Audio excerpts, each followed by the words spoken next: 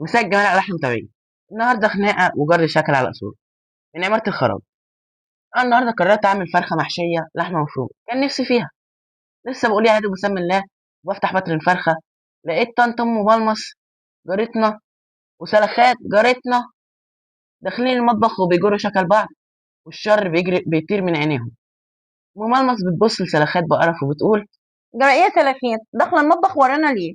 هو انت رادارك ده ما بيفصلش؟ دي فرخه ولحمه مفرومه، يعني بذخ ما يخصكيش. روحي كلي عيش وبصل في شقتك يا وليه يا بخيله. سلخات بترد وهي بتلوي بقها: بذخ ايه يا ام ملمس؟ بعدين انا جايه بيت ابو الاباليس، يعني الخير كله والكرم كله. وبعدين انت ايه اللي جابك جايه تملصي وتسرقي اللحمه المفرومه اللي هتتحط جوه الفرخه؟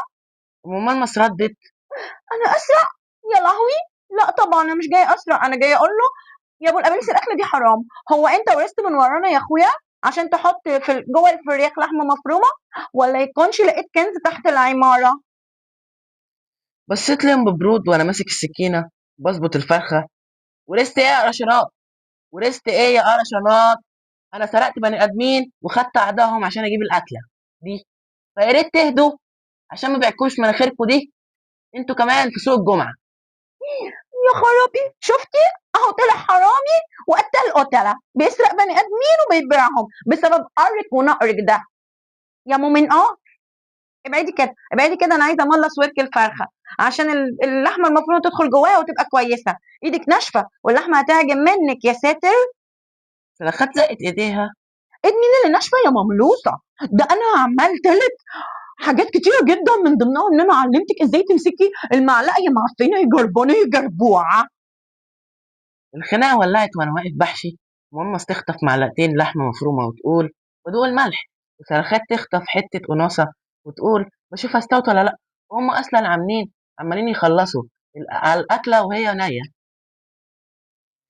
اول ما الفرخه طلعت من الفرن وبقت بقلوزه، ام ملمس سحبت السكينه وقالت لسلخات: ابعدي بقى يا سلخات، الصدر ده من نصيبي عشان انا اللي ملصاه بايدي الحلوه دي. روحي كلي الرقبه يلا.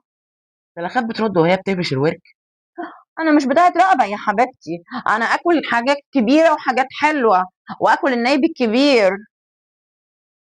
منكم لله، لما اعمل تاني فراخ هعملها في يوم البخور عشان ما تطلعوليش على الريحه. جيران تفسين بجد. اعملوا لايك واشتراك عشان تشوفوا الحكاوي الجايه.